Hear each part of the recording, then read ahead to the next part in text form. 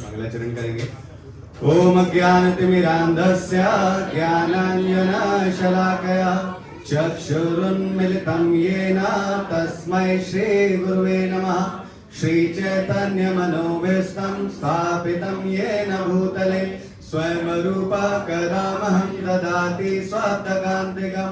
वन्देऽहं श्रीगुरुं श्रीयुतपदकमलं श्रीगुरून् वैष्णवांश श्रीरूपं साग्रजातं सहगण श्रीरघुनाथान्वितं तं सजीवं सादेवतं सावधूतं परिजनसहितं श्रीकृष्ण चैतन्यदेवं श्रीराधाकृष्णपादान् सहगण श्रीललिता विशाखावितांश्च।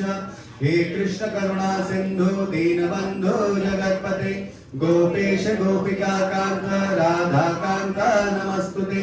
तप्त कांचन गौरांगे राधे वृंदावनेश्वरी विश्वभानुसुते देवी प्रणमामि हरिप्रिये। वाञ्छाकल्पतरुभ्यश्च कृपा सिन्धुभ्यैव च पतितानां पावनेभ्यो वैष्णवेभ्यो नमो नमः। जय श्री कृष्ण चैतन्य प्रभु नित्यानंद श्री अद्वैत गदाधर श्रीवासादि गौर भक्तवृंद। हरे कृष्णा कृष्णा कृष्णा हरे हरे, हरे राम राम राम हरे हरे। नमो विष्णुपदाय कृष्णपृष्ठाय भूतले श्रीमद्भक्ति वेदांत स्वामी नामिने। नमस्ते सरस्वती देवी गौरवाणी प्रचारिणे, निर्विशेष शून्यवादी पाश्चात्य देशतारिणे।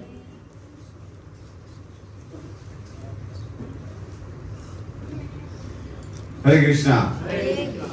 एक बार फिर से क्षमा चाहता हूँ, लेट हो गई हूँ 20 मिनट। नॉर्मली होता नहीं है मेरे साथ, तो दुख है मुझे कि मैं 20 मिनट लेट हूँ। ठीक है, तो आज का टॉपिक क्या है? हिंदी में बताओ यार। संघ की शक्ति हैं? संघ की शक्ति। साधु संघ, साधु संघ का फायदा। ठीक है, बड़ा अच्छा टॉपिक है। तो आप लोग तो किसी न किसी का संघ करते ही होंगे ना, तो उसके फायदे बताने। ठीक है, तो लेक्चर नहीं होगा, लेट अस डू, पहले कन्वर्सेशन करते हैं, तब तो फायदा होगा। सब मैं ही बता दूंगा तो फिर क्या फायदा होगा? आपसे पूछेंगे यार कि साधु संघ का क्या फायदा है, भक्तों का संघ करने से क्या फायदा है। 2 माता जी की तरफ से बोलेंगे और 2 प्रभु जी की तरफ से बोलेंगे। हैं? तो 2 आदमी कोई भी हाथ खड़ा कीजिए, देखते कौन है बुद्धिमान। शाबाश, बताइए माता जी। भगवान या स्पिरिचुअल किसी न किसी एक्टिविटी में इन्वॉल्व रहेंगे। अगर हम साधु का संग करते हैं तो आध्यात्मिक जगत से कनेक्ट रहेंगे, किसी न किसी प्रकार की सेवा में संलग्न रहेंगे, क्योंकि भक्तों का संग करने से शिक्षाएं होती है। दूसरा जी, तो आगे बढ़ाने में सहायता मिलेगी। हाँ जी, ये माइक पे बोलिए, सभी सुन पाएंगे। पीछे वाले भी सुनिए। हाँ बोलिए। जो हमारी भक्ति है उसको आगे बढ़ाने में हमें सहायता मिलेगी। हाँ, तो सोर्स ऑफ एनर्जी है ना, क्योंकि जब तक आप उत्साहित नहीं होगे, आपको कोई ना कोई पीछे से प्लग नहीं करेगा, तब तक मोबाइल चार्ज नहीं होगा। मोबाइल कैसे चार्ज होता है? पावरफुल है ना, चार्जर होता है, उसको जब कनेक्ट करते हैं तब जाके क्या होता है, वो चार्ज होता है, तब हम बात कर पाते हैं। तो इसी तरीके से भक्तों की संगति से क्या होगा, हम रिचार्ज होंगे, है ना। अपने आप को अगर रिचार्ज करना है तो बहुत जरूरी है ना। जैसे अभी एक माधवस का बैंड है जो, हाँ बैंड है, तो उनका आजकल एक नया पंजाबी गाना आया था ना, वृंदावन में डोलोगे तो देखो कितनी जल्दी समझ। कोई एक चलो वैष्णव भजन सुनाओ तो बंगाली में नहीं होगा, लेकिन सबको इट्स वेरी गुड। तो उसमें एक बहुत अच्छी बात बोली थी उन्होंने, कन्वर्सेशन, ये भी सॉन्ग फिनिश होता है, तो ही सेड कि वृंदावन में हमें आते रहना चाहिए और क्या करना चाहिए, रिचार्ज होके वापस अपने यहाँ चले जाना चाहिए। तो क्या मतलब है, वहां रिचार्ज कैसे होते हैं?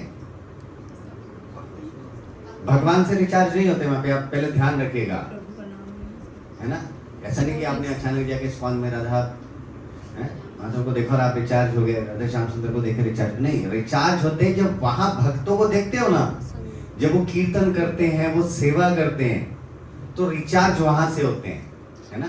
जब आप परिक्रमा मार्ग में सुबह सुबह निकल जाते हैं और देखते हैं कि वो सारे नंगे पांव, कोई दंडवती मार रहा है, कोई कुछ, उनको देख के एनर्जी आती है कि हमें भी एक बार परिक्रमा करना चाहिए, कर सकते हैं। छोटे छोटे बच्चे कर रहे, मैं क्यों नहीं कर सकता? एक ख्याल आता है ना, जब आप किसी छोटे बच्चे को देखो, कोई बूढ़ी माता को देखो, जैसे अभी कुंभ मेला लगा, देखो रिचार्ज हो गया,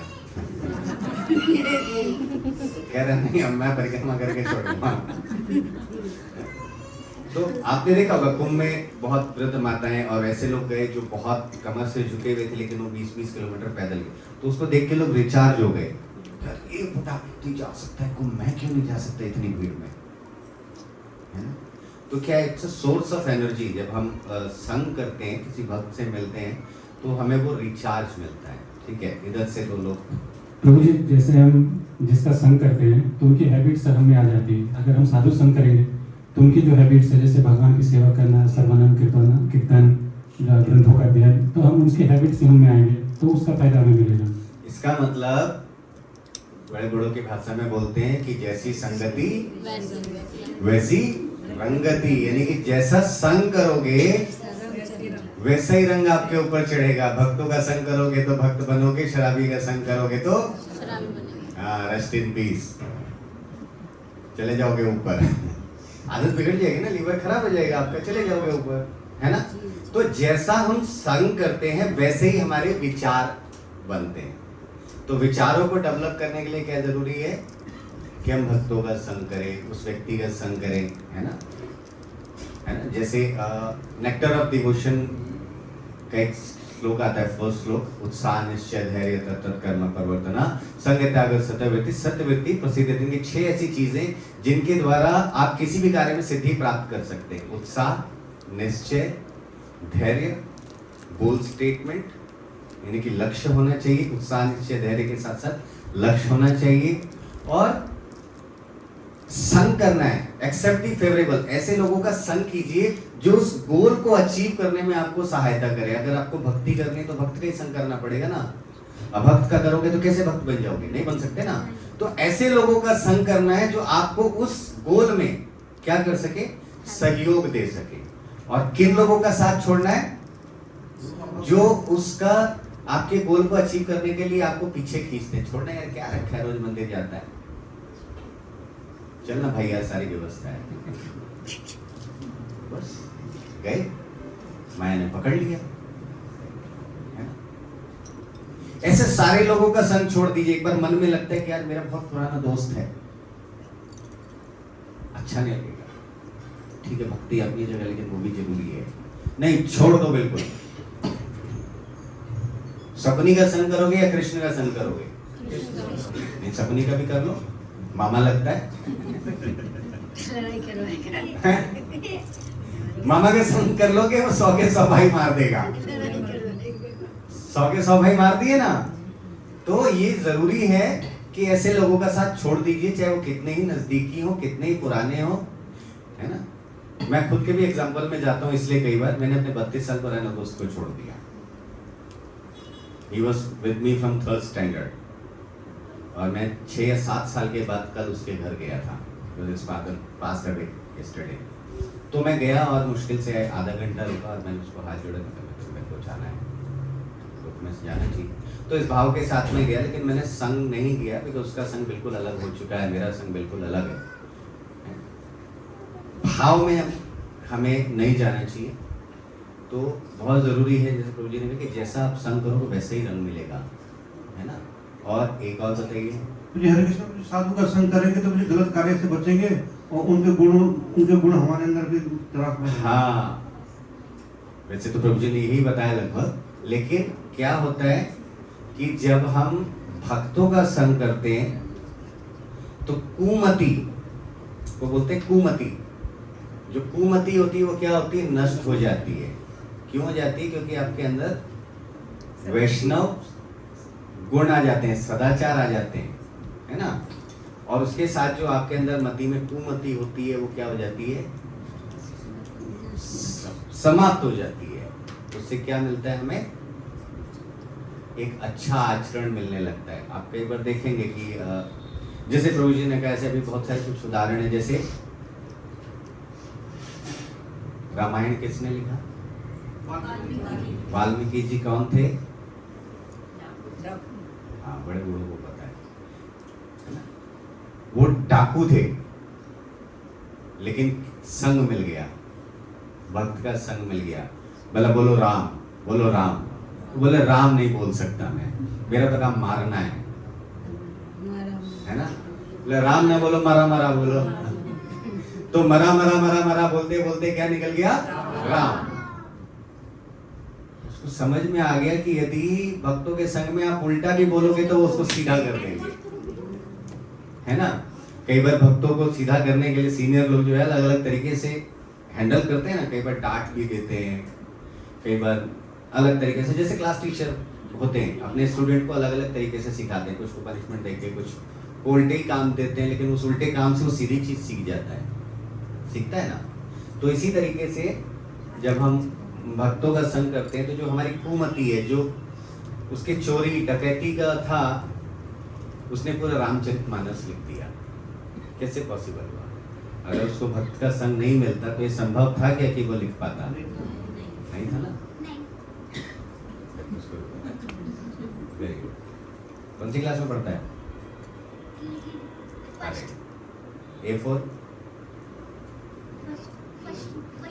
अरे A4 क्या होता है? और B4? कट बड़का है। ये फर्क होता है।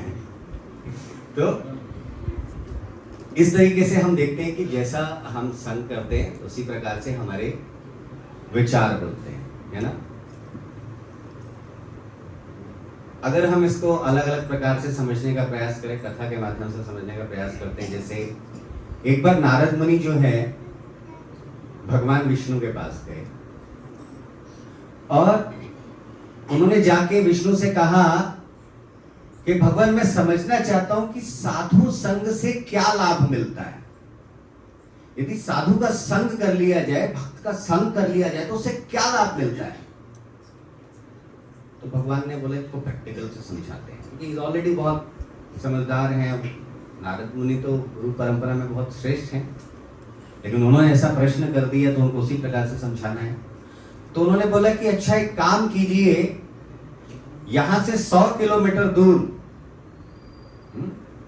रामानंद के घर में एक तोते के बच्चे ने जन्म लिया है ना। तोते के बच्चे ने जन्म लिया है, उससे जाके ये प्रश्न करो। बोले जैसे प्रभु की इच्छा, नारायण नारायण। और मन की गति से सीधे रामानंद के घर 100 किलोमीटर टाप के पहुंच गए। देखा हाँ बड़ा तोते का तो बच्चा है। तो उन्होंने बोला प्रभु ये साधु संग से क्या लाभ मिलता है। तोते के बच्चे ने देखा ऐसे, तोते का बच्चा मर गया। अरे बाप रे, तो नवजात हत्या का पाप लग गया।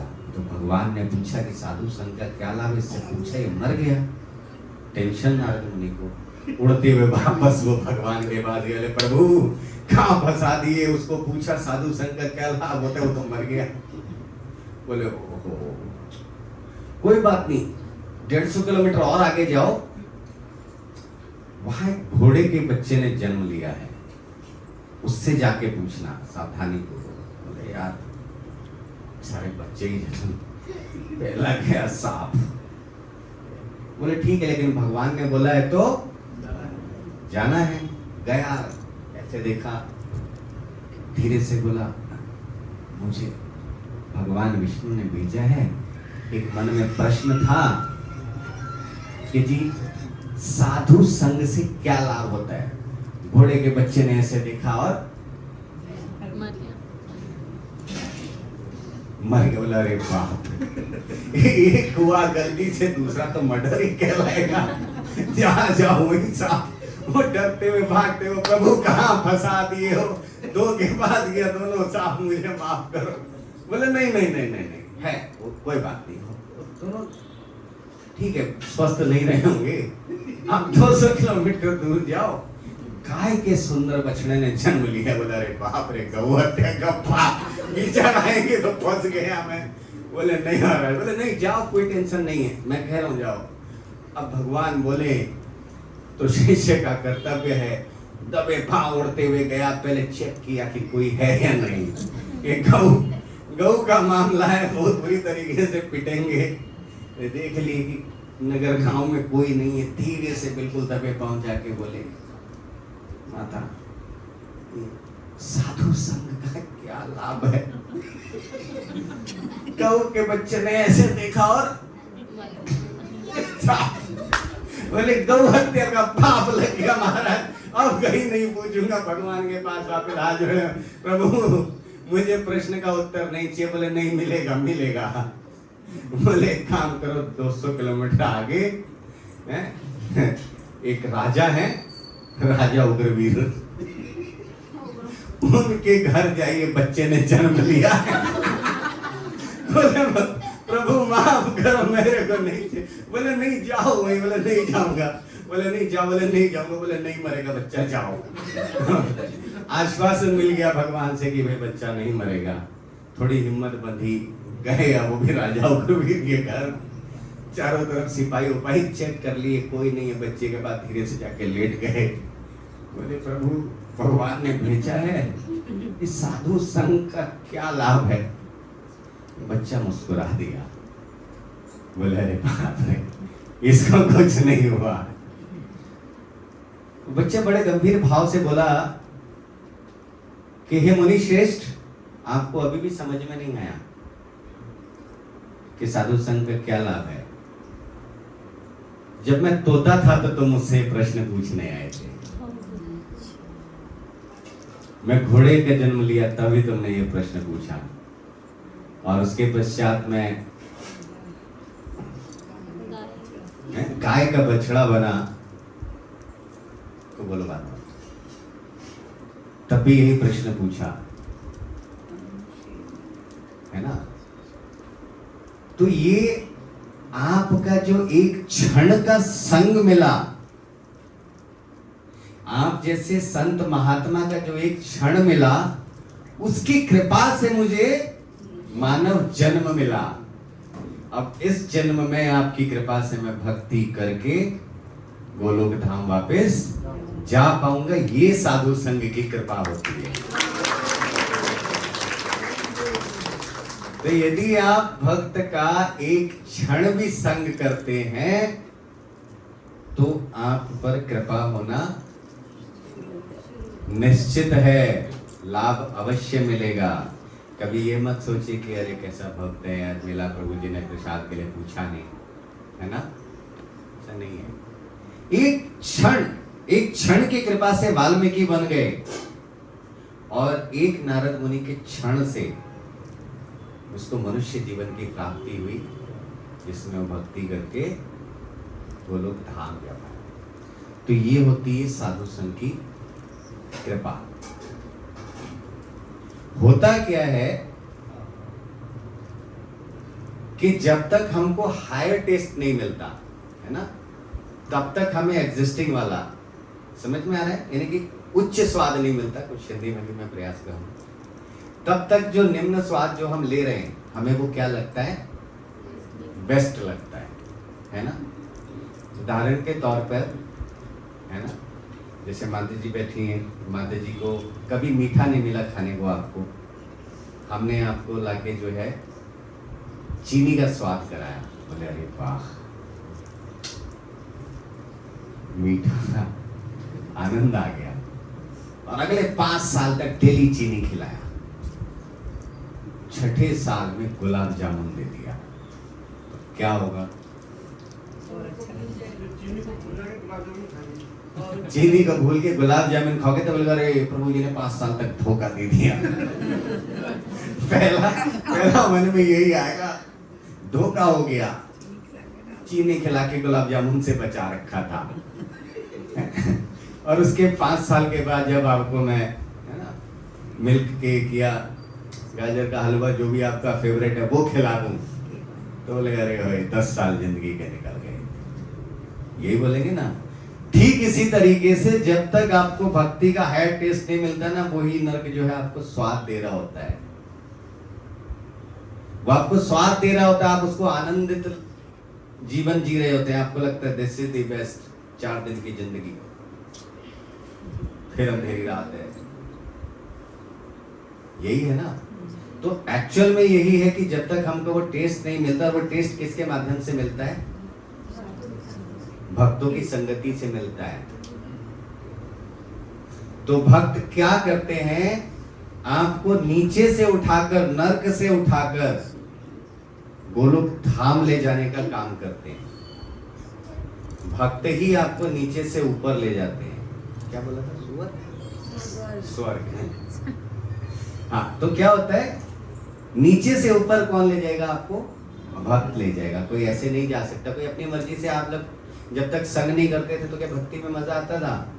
यहाँ आने के बाद थोड़ा ज्यादा इच्छा होती है ना, हर सैटरडे आप लोग आते हैं, चलो चलो चलो। क्यों आते हैं? क्योंकि एक अलग संग मिलता है, टेस्ट जनरेट हो रहा है, धीरे धीरे ये हायर टेस्ट बन जाएगा। फिर बाकी जो सब क्या लगेगा? फीका लगने लगेगा, है ना। आपको एक और स्टोरी सुनाता हूँ, इसी पर याद आ गया। स्टोरी बहुत है, लव स्टोरी सुनना है?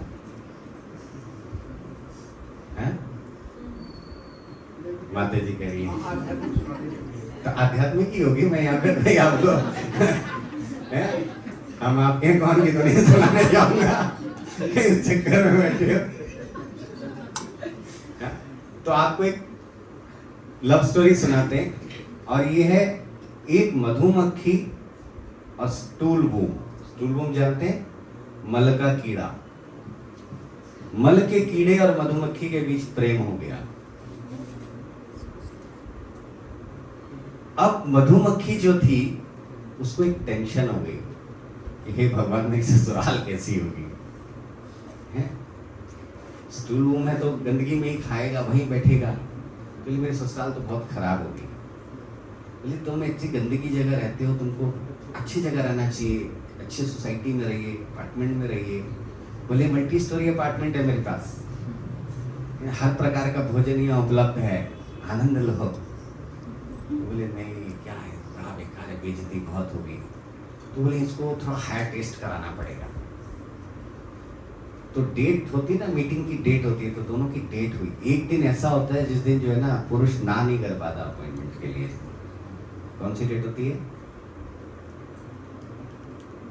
15 अगस्त। है जी, देखा माता जी ने एकदम खड़ा कर वैलेंटाइन डे। तो वैलेंटाइन डे का डे 14 हाँ, तो उन्होंने फिक्स किया। बोले आज आपको मेरे साथ चलना पड़ेगा घूमने।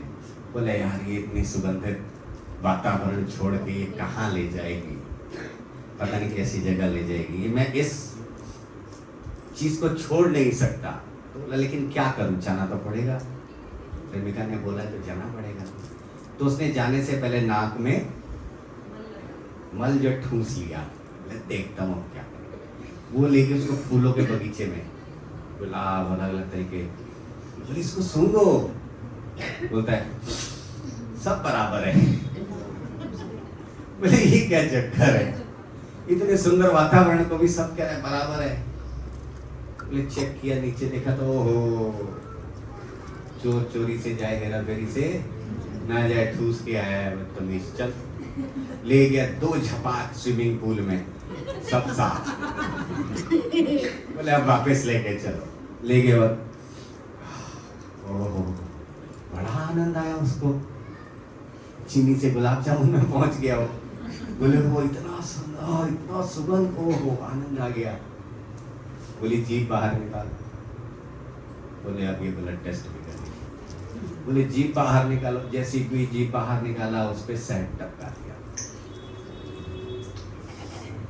बोले है बड़ा स्वाद है। उसको इतना आनंद आया सुगंध में और उस शहद में कि वो वापस नहीं गया। ठीक इसी तरीके से जब हम भौतिक जगत में होते हैं तो क्या होते हैं, मल के कीड़े होते हैं। हमारी स्थिति ऐसी ही होती है, फालतू के चीजों में हम आनंद ढूंढते हैं, है ना। हम उसी स्थिति में, अगर किसी को बुरा लगे तो बहुत अच्छी बात है, लगेगा तभी आगे बढ़ेगा।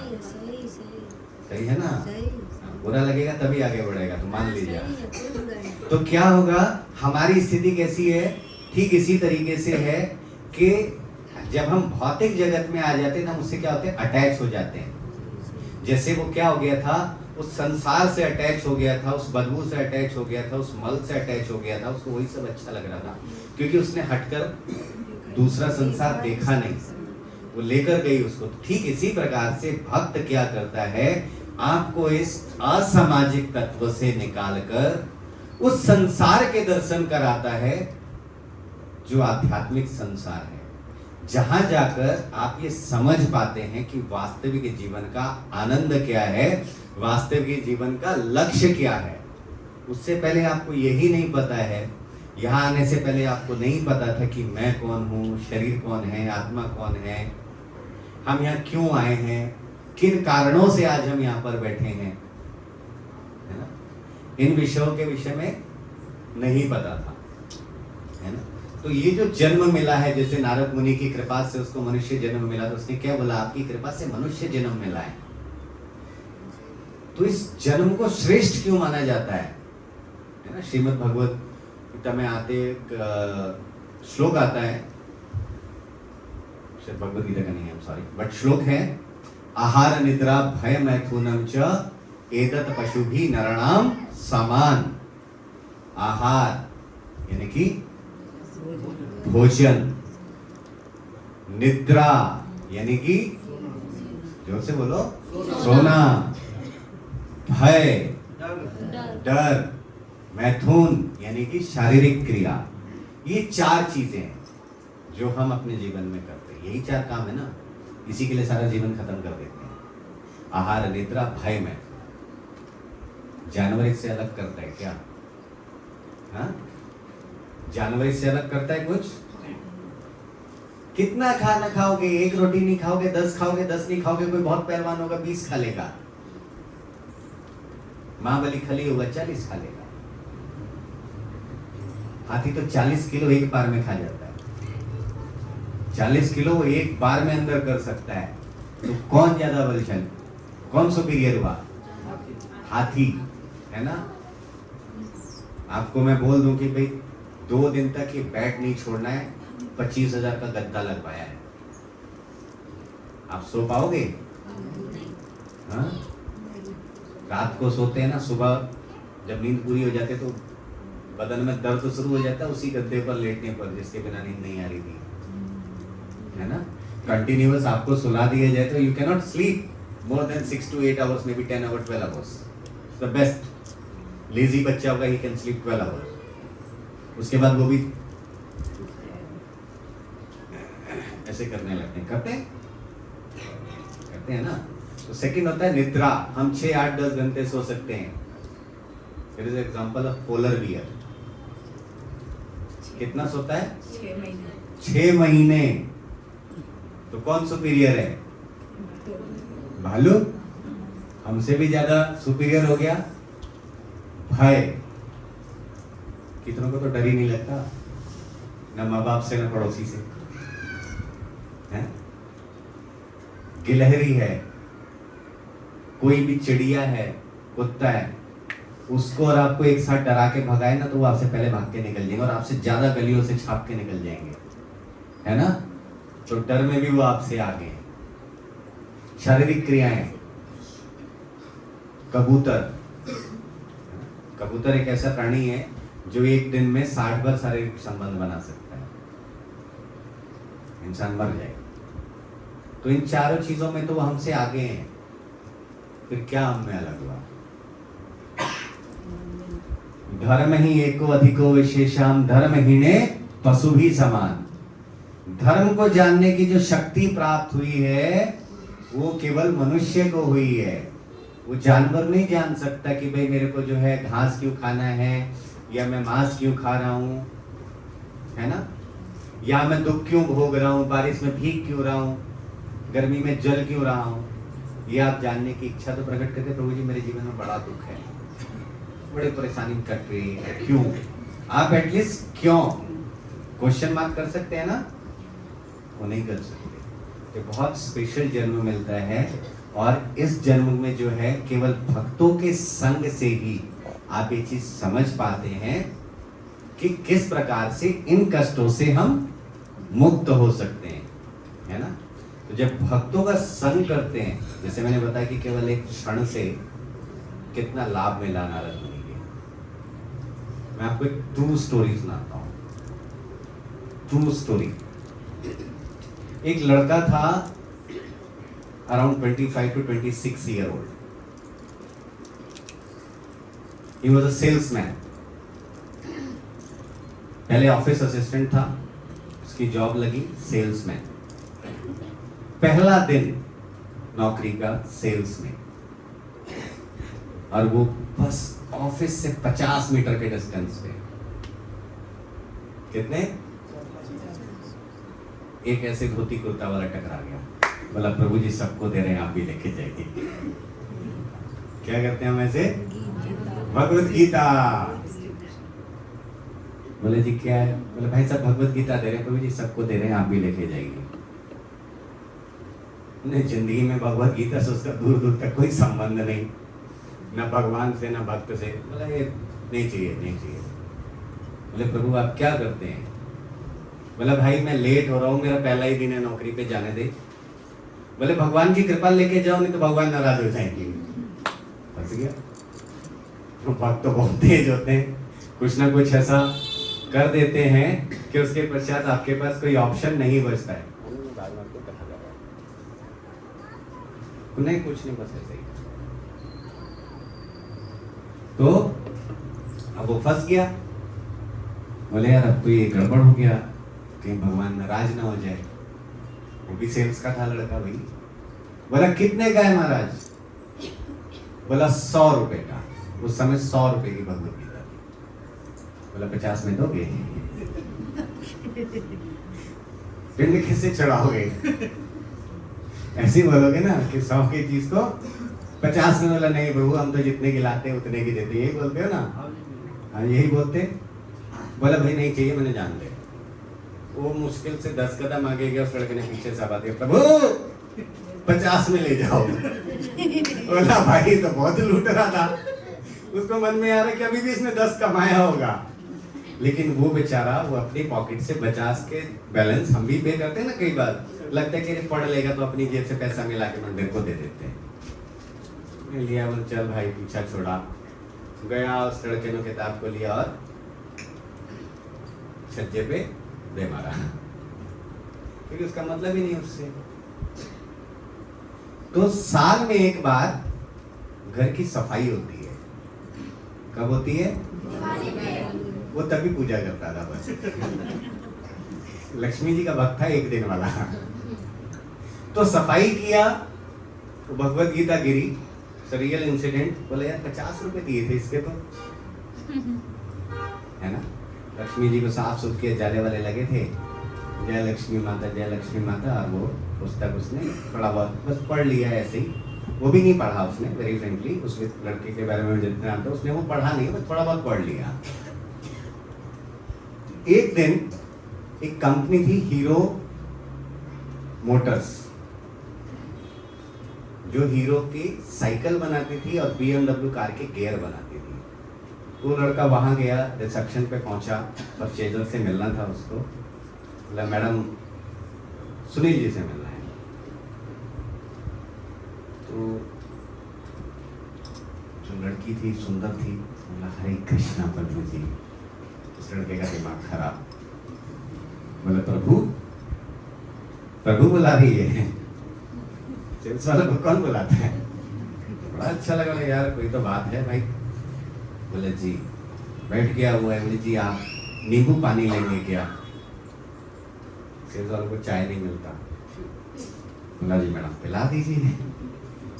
2 गिलास नींबू पानी पिया। वहाँ 2 घंटे लगते थे एक मीटिंग के लिए, अगर आप जा रहे हैं तो उसके पास जैसे आपकी मीटिंग में काम हो चाहे ना, आपको 2 घंटा बिठाएगा जरूर, अपनी अकड़ दिखाएगा जरूर, क्योंकि हीरो मोटा है। 15 मिनट में मीटिंग हो गई उसकी। बोले आप भोजन तो नहीं करेंगे? मैं कहीं कह रही है कि करेंगे या नहीं करेंगे? बोले नहीं करेंगे। नहीं जी नहीं करेंगे। अब वो लड़का जाने लगा तो फिर प्रभु उसका दिमाग फिर कहा प्रभु। बोले जी मैडम। बोले जी आपकी दीक्षा किससे हुई है? और उसका दिमाग और खराब। बोले तो ये लड़की नहीं समझ में आ रही, अब ये दीक्षा कौन है? बोले तो ये नहीं समझ में आ, ये दीक्षा कौन है? बड़े हिम्मत कर बोला मैडम ये दीक्षा कौन है? तो समझ गई पागल हाथ लग गया है, क्योंकि वो लड़की भक्त थी गौड़िया मठ से। समझ गई कि भाई अब तो जा रहे देखो तारे कहो कृष्ण उपदेश। ले गई साइड में बिठाया, बताया कि देखिए आपने गले में 3 राउंड की तुलसी माला डाली है। ब्राह्मण फैमिली से था, शौक था मालाएं लपेटने का। बोली जो आपने 3 राउंड की माला दी, इसकी बड़ा सम्मान है इसका।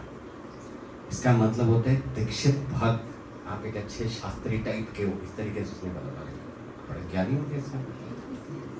बोले हो यहाँ गड़बड़ थी, तभी ये प्रभु का गूगल के मन में आया। बोले जी ये बताओ ये दीक्षा मिलेगी कहाँ पे? इससे तो बड़ी इज्जत मिलती है। अब वो इस चक्कर में लगे कि भाई इससे बड़ा फायदा होता है, इज्जत बड़ी मिलती है। तो उन्होंने बोला आप इस्कॉन मंदिर जाइए दिल्ली में, नेहरू प्लेस। और वो समझ गए कि बड़ा हीरो टाइप है।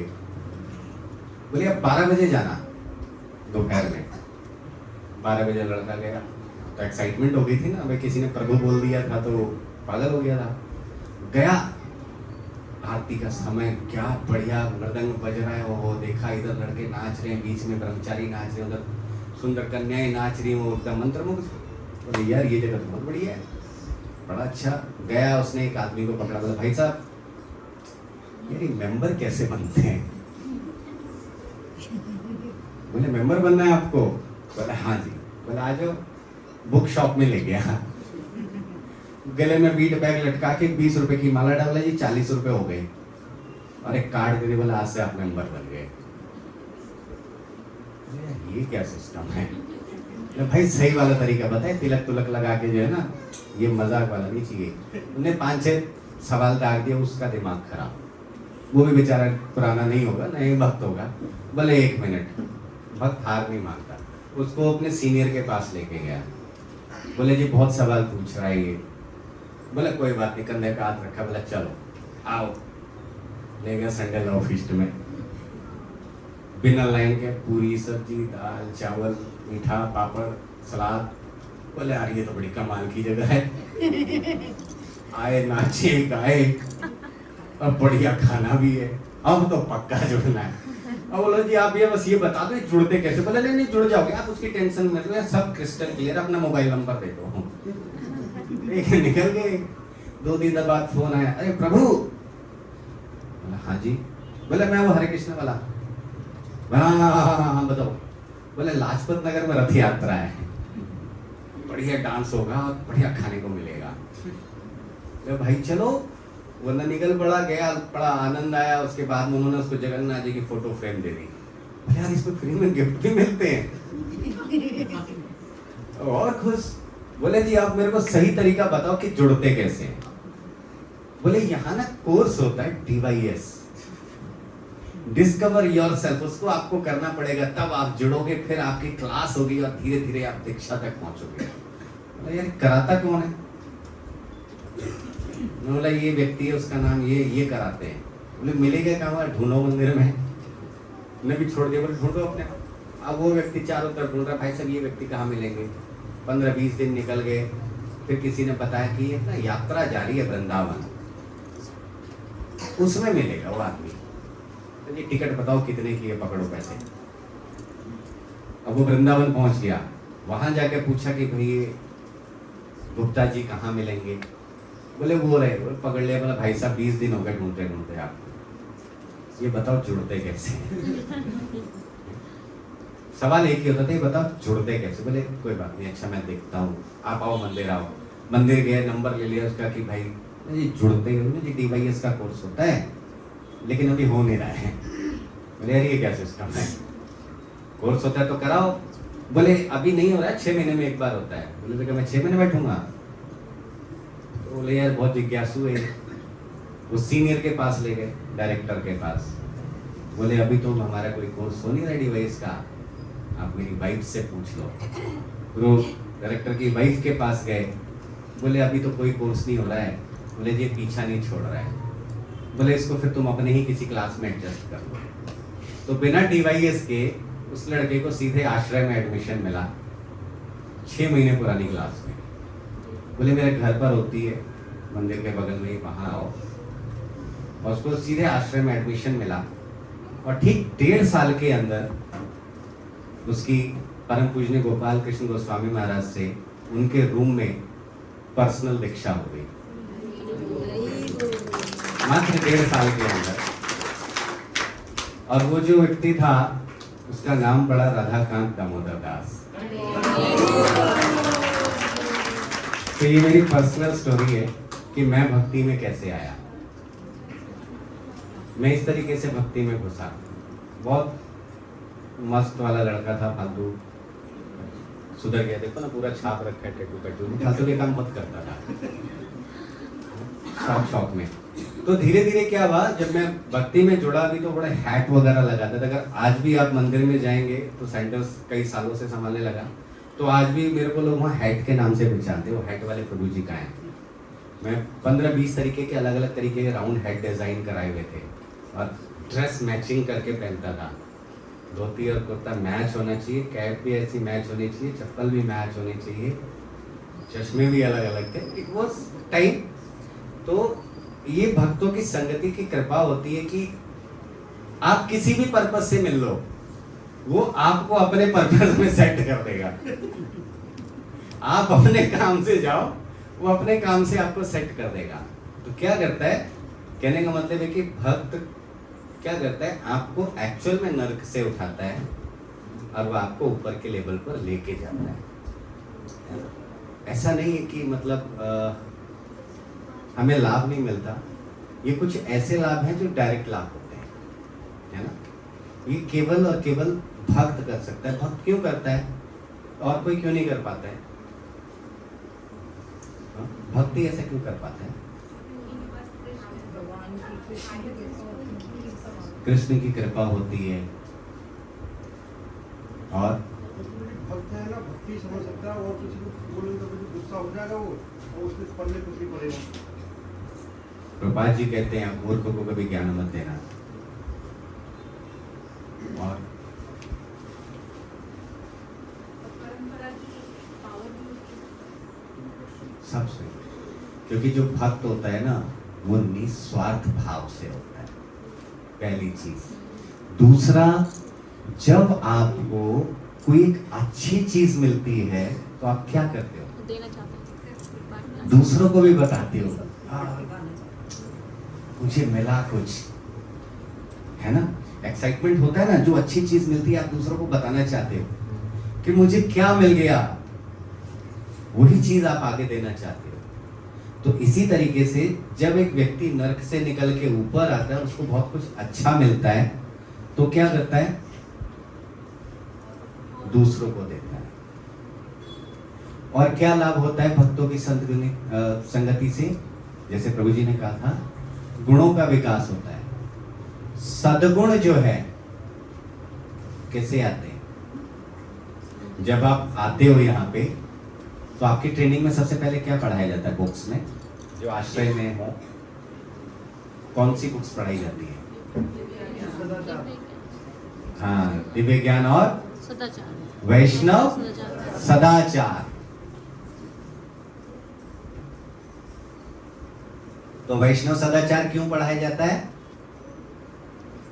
ताकि आपके अंदर गुणों का विकास किया जा सके। अच्छे गुण, टीचर का काम क्या होता है? अच्छी चीजें दे आपको। तो इसी तरीके से भक्त क्या करता है, जब कोई अभक्त आता है तो उसके गुणों का विकास करता है। गुणों के विकास से क्या लाभ होता है? सबसे बड़ा लाभ बताएं। गुरु से नाम यह होता है कि पूरी के हमारे जीवन में परिवर्तन आता है, और हम जो गलत व्यवहार थे या गलत जी रहे थे, तो उस चीज से हटके में भी थोड़ा और ऊपर उठ जाते हैं। थोड़ा और ऊपर उठ जाते हैं, करेक्ट, अच्छे मनुष्य बन जाते हैं। और अपने अपने एक्सपीरियंस बताइए जी। बुरी चीजें अट्रैक्ट नहीं करते, नहीं कि इंद्रियों के ऊपर कंट्रोल सीख जाते हैं आप, है ना। फिर कोई आपको प्रभु बोलती है तो आप तुरंत बोलते हैं जी माता जी हरे कृष्णा, है ना। क्योंकि अब आपके अंदर वो एडिकेट्स डेवलप हो गए कि हर स्त्री को देख के आप माता जी बोलते हैं। उससे पहले तो नहीं बोलते, तब तो प्रश्न अलग ही होता था दीक्षा कौन है, लेकिन तब आपको पता लग गया कि वो माता जी हैं। तो क्या होता है, अच्छे गुणों में डेवलपमेंट आती है। और क्या आपको लाभ मिला?